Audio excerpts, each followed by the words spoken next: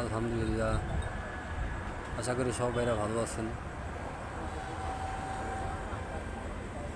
জীবনে পথে পথে শুধু কাটার আঘাত পেয়েছি, তাই এই বয়সে এখন ঘর ছাড়া। জীবনটাকে আবার নতুন করে সাজানোর ইচ্ছায় আছি। সবাই দোয়া করবেন আমার জন্য, যেন আমি আবার ঘুরে দাঁড়াতে পারি।